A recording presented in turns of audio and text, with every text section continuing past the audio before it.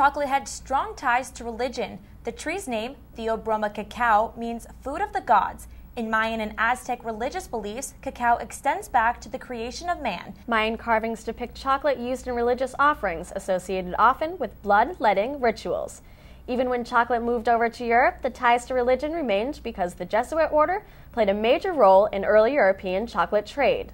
The ongoing debate in the church about whether the chocolate beverage could be consumed without breaking the Lent fast was never fully resolved.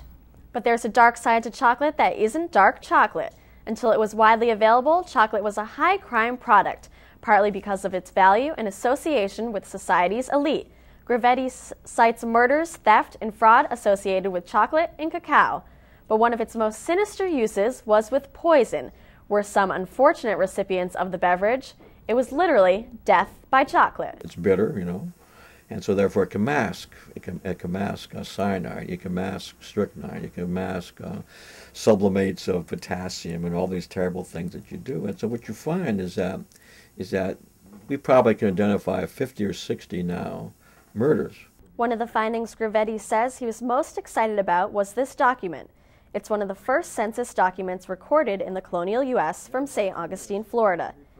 A ship carrying cacao was hit by a hurricane and was forced to dock at St. Augustine to be repaired. The cacao on board was going to go bad.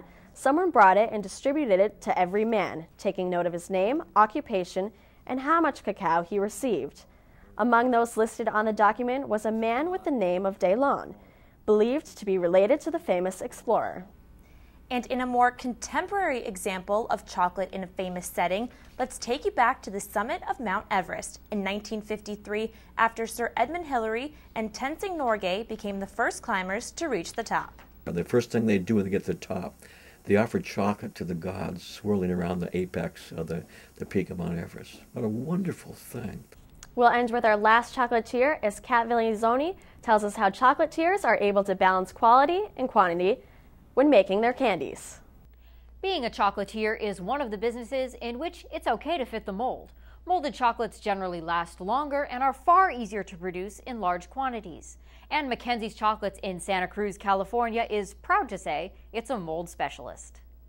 This wall at Mackenzie's Chocolates in Santa Cruz, California has hundreds of molds. Newcomers need a diagram on the wall to figure out which molds go where. And molds like these help chocolatiers make chocolates quickly without sacrificing quality. General Manager Ian Mackenzie explains how they go about filling them.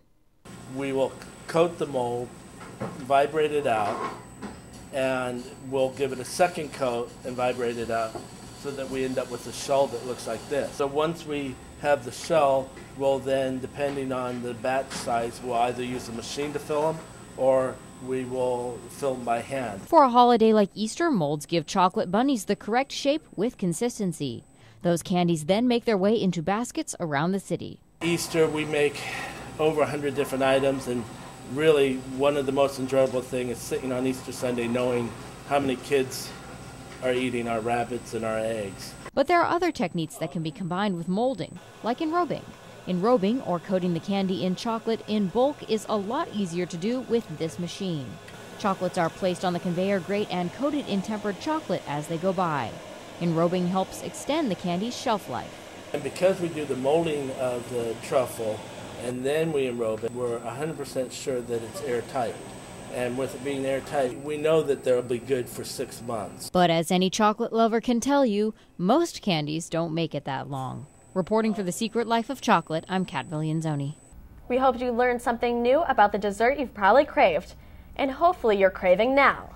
You've been watching The Secret Life of Chocolate. I'm Lynn Herman. And I'm Kayla Harity. Thanks for watching.